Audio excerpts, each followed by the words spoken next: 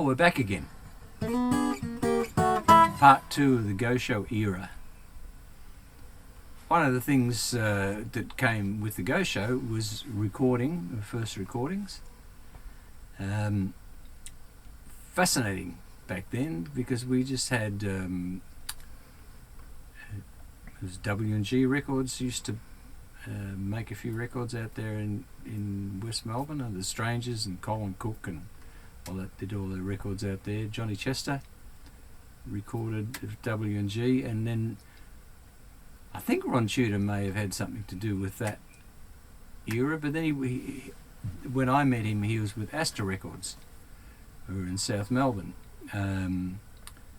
Ron's a legend in this industry, and I had a long association with him as well, but I first met him back then, and he was heading Go Records for Astor Records. It was a sub-label, and they were connected obviously with the Go Show.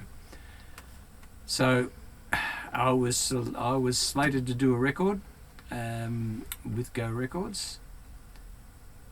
The backing band was the Rondells, who were also Bobby and Laurie's backing band. The first song I recorded was a song called Get It, which was, no it wasn't, sorry, tell a lie. It was called It's You, which is written by Bobby Bright and Laurie Allen, backed with Stagger Lee. And they were recorded at Telefil Studios in St Kilda, which is now the Mimo Music Hall. So it is an old theatre, and at that stage it was just a control room, which was underneath what would have been the dress circle, and it was all glassed off. Just a big open studio with hundreds and hundreds of egg cartons all over the wall. There was the 1960s soundproofing there. The engineer was Roger Savage, who had worked with the Beatles and everybody else in London and come to Australia. And Roger was the wonder boy, and still is, and he's still going. He's I think he's won Academy Awards and all sorts of things for his work in movies, because he moved on from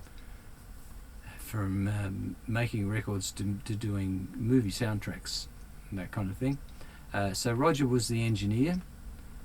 Initially, for the technically minded, the tracks were recorded on 2 Bayer or Roller, same thing, so just same machine, different name. 7-inch recording tape recorders. What would happen is the band would initially put down the band track onto recording 1, then you go and do the vocal, and they would mix the vocal and the band track at the same time onto number 2. We had 3 hours with the Rondells because Ron Tudor was there watching the clock. He was a serious clock watcher, I was from. 3 hours, we did 4 tracks, 2 records. The Rondells record, I think it was, Rondells was Talking About You. Someone will tell me if I'm wrong.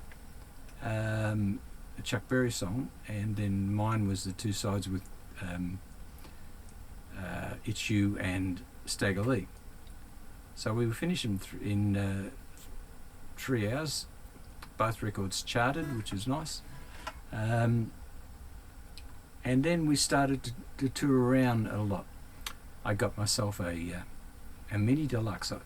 I was being managed for a short time by Carol West. Very interesting time. And her friend, at the time I had my first car was an Austin A30. Because my dad had an Austin A30, I thought that was really cool. But Carol's friend told me one day that I needed to get a better car because the Austin A30 wasn't good for my image. And at 18 I was very serious about image. So I bought a Mini Deluxe. I needed a bit of extra money for the deposit on the Mini Deluxe, which at that stage was about £900, $1,800. I borrowed something like £150 from Ron Blackmore, and with the offer to pay back the money by doing some shows throughout Victoria during the week. So from like Monday to Thursday, we'd get on this 1948 Chevy bus, and travel to various regional areas and do shows. There was MPD Limited, Mike Brady, Pete Watson and Danny Finlay, myself, the Rondells, and Bobby and Laurie, of course. Now, Bobby and Laurie didn't travel on the bus. They were stars. They went in someone's car. But we stayed on the bus. We lived on the bus. They built bunks out of 4x2s. It was nothing like Willie Nelson's Tourer. It was just bunks out of 4x2s in the bus. We stayed there. And so I did those shows to pay back my debt. I did have to ask Ron, have I paid it back yet? But anyway, it was all fun. It was huge fun. That bus, sometimes the bus going up a hill, you could get out and walk faster than the bus travelled. And a lot of my friends will have some great memories of that. But we also travelled to Adelaide, and the Twilights came over to Melbourne.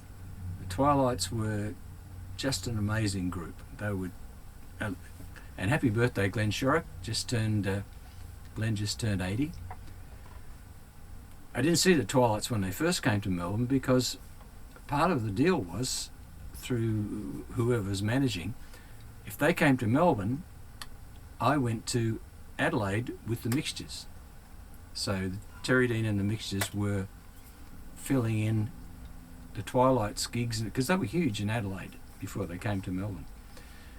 And we went over there. I had my Mini. Laurie and I went in the car with some of the drums and equipment in the back of my Mini. I was in a car showroom recently looking at a new modern Mini, and they had a Mini Cooper, an original Mini Cooper, in the showroom next to, and I couldn't believe how small it was. They only come up to about here, we used to fly, and literally fly in this car all over the place, because there wasn't a 100k speed limit then. It was as long as you could prove you were driving safely, and once you were out in the de-restricted zone. Anyway, we went to Adelaide. John and Rod de Klerk. There's another story. Rod de Klerk I'd met in Tasmania when I went over there to do some shows, and he was the bass player in the band that backed me in Burnie or Launceston. He was an amazing bass player. So I'd never seen anyone play bass like he did. It was he just had his own way, very musical way of playing. So I got him to come over to Melbourne. I made this promise: come out to Melbourne, boy, I'll look after you. Luckily, at the time, I was still working with Laurie. Laurie didn't have a band. Laurie Arthur was helping out a band from the St Kilda Lifesaving Club, virtually hiring himself out as a guitar player. The drummer in that band was John Creech, and John has always been one of my heroes as a drummer. He's just, been a mate for 60 years. But anyway, I introduced Rod de Klerk to Laurie, and he went down one night. He, Laurie and John jammed all night at the St Kilda Lifesaving Club, and that became the original Mixtures, the original three-piece Mixtures. I told you before that the name for the band came from our lunchtime thing at 10th Avenue. Well, when this new trio was looking for a name, Eddie Floyd, who ran 10th Avenue, said, why don't you just use the name The Mixtures that you had before? And so that's how it came about. Anyway, we were off to Adelaide with Laurie and I in my Mini, a lot of the gear in the back, John and Rodney travelled on the train, but we didn't really plan the trip. We just left Melbourne at night time, and we arrived. Laurie and I arrived in Adelaide after running out of petrol halfway across. We got to Nil in Victoria, and it's very well named. They had no petrol stations or anything in those days. Next town was 22 miles on. I had enough petrol for 21. And luckily, I can't remember what town it was, but it has a big long run into town, and Laurie got out and pushed me, and I left him running behind as the car picked up speed, and I went into the late night service station.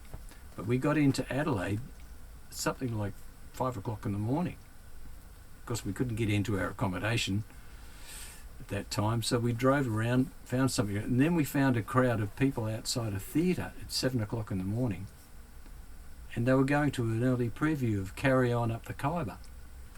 So we sat in there and watched Carry On Up the Khyber, and then went and picked up, got rid of our gear and went and picked up Rodney and John at the station, and that was a very funny time going over there, filling in the Twilights gigs. I have to tell you, we weren't all that well received at a lot of them, because the Twilights were their band, and we were the guys from Melbourne who stole their band. That's the way it was in those days. But luckily, it was pretty rough actually. But Bobby Bright and Laurie Allen were over there at the same time, and they came to one of the gigs that was particularly tough, and got up on stage and sang with us, which was a lifesaver at the time, I can tell you. Of course, around that time, as well as the Go Show, which I did fairly regularly, we had lots of fun, but there were other TV shows. I think I mentioned Saturday Date and Bandstand in another on a previous one, but Johnny Chester had a show on Channel 2. I think that might have come right near the end of that particular time. That was a great show, produced by Oscar Whitbread. I remember that. I always remember the set for the Johnny Chester show, because he was, is one of my heroes, of course. The Twilights, of course, I mostly saw the Twilights at Pinocchio's in Toorak, and Pinocchio's was that was a great venue. I always remember Gary Spry who ran it. Gary Spry and Jeff Joseph were both there. I still see them both regularly. Gary Spry would come out and say, it's floor show time at Pinocchio's. So he'd come out and sing a few songs, but I saw the Twilights, and the Twilights were different because they had an extra singer. There was a guy Paddy, who just sang a bit and played tambourine. I mean, that was, but the lineup there with Terry Britton and Glenn Shorrock, they were just amazing. But I recorded first at Talafil, then Bill Armstrong, who was the manager at Talafil. I'm not quite sure what his interest in that was, but he was the boss in the office at the time. Started his own Armstrong's recording studios in Albert Street, South Melbourne. And a few years later, I ran into Roger Savage at the new Armstrongs, and he said, "Oh, Terry," he said, I was just looking through the books the other day." He said, and I thought, was there a bill I haven't paid? Because I think there were a few of those along the way. That happens. And he said, "Oh no, you were the first. You were the first to record it at Albert Street." I neglected him. I didn't ask him which one it was, but I know I did a few things. I recorded there with the Mixtures. We did a great track of the song "The Girl Can't Help It," which I wish I could find there, because Laurie put this great key change solo in it, I remember. But we did a lot of things there. The second record I did was Get It. It was with the Strangers backing, and Pat Carroll and John Farrow doing the vocal backings on that. But I remember going down there one day. They just I think they started off with just a 2-track machine, and then they got a 4-track machine, which was just, it was like the size of a refrigerator compared to, I mean, I've got 24 tracks or something just in this little machine, but they had this big Ampex 4-track machine. And I went in one morning for some reason just to talk to Roger, and he said, "Oh, I did something last night, you got to hear this." And he played me Needle in the Haystack by the Twilights. Wow, what a sound that was. Like, it was such a revelation, because they and it was still the basic stand up in the control room and dials in front. The idea of having a chair and sitting down and doing all that kind of that stuff didn't come in. Engineers stood up and did their work. But Needle in the Haystack was just an amazing record. One other story I told you about was Colin Cook he's glorious looking fella, he was. And one time we had fan clubs, and our fan clubs got together and organised a trip to Mount Donabuang one Sunday with 2 busloads of girls, and Colin on one and me on the other busload. Man, that was fantastic. I got some great photos of that show. We had a great day there. But getting towards the end of that sort of 66, 67 era, things were starting to get a bit more difficult. And I went to do one job. The only time I've ever sort of bailed on a job. Things were coming up. I was sent to do this gig, which turned out to be a Myers keep coming into it. A Maya Men's Club dinner, and the featured acts on the show were me and Julie McKenna. I walked in, and it was like a German Oompa band. and all these blokes, it's just blokes, nothing else. It was just me as 20-year-old, 19-year-old little pop singer. And I go to the band, do you have your music? You have your music? And I said, no, because everybody knew the stuff we did, and you just counted it in. The idea of having charts back in those days. And these guys could not deal with it at all, and quite frankly, neither could I. And I looked around at that, and it was the only time in my life I turned to Julie McKenna, who's a lovely lady, and I've done many commercials and things with Julie. I said, Julie, this gig's yours. I'm going home. I couldn't do it. And then it happened that there was a cabaret in the city, the only late night cabaret in Melbourne, called Ciro's. And it used to go till 3 o'clock in the morning. They had a special license. And there's a fella that was doing the show there, and he got ill. So I was asked to fill in. So, do you think you could do it? I've never done cabaret before. So it was 2 shows a night with the girls who wore big feathers and not much else.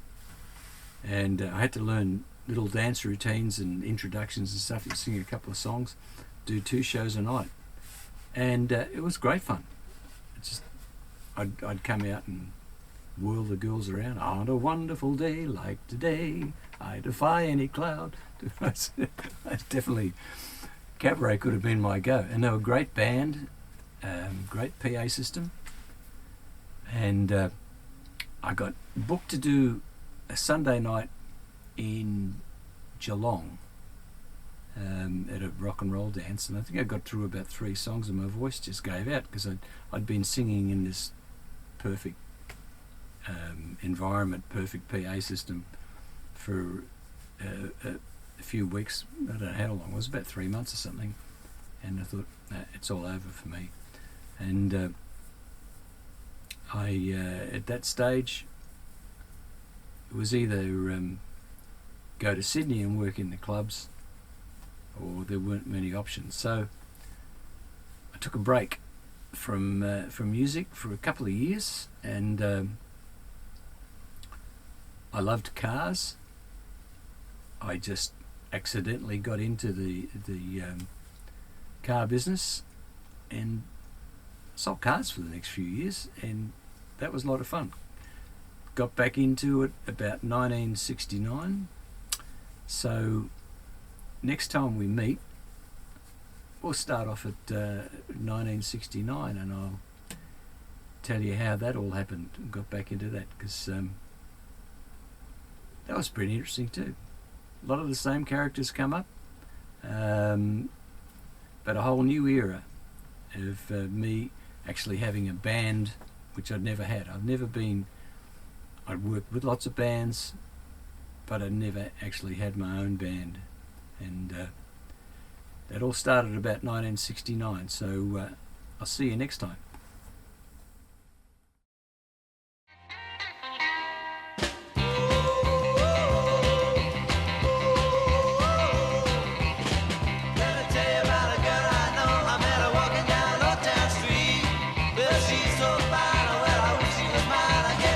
Every time we meet, I'm talking about you, nobody but you. What's between you now? I'm just trying to get a message to you now. Let me tell you about a girl I know. I tell you now, she looks so good. I can't sit still with such a beautiful belle. She gotta be someplace in Hollywood. I'm talking about you, nobody.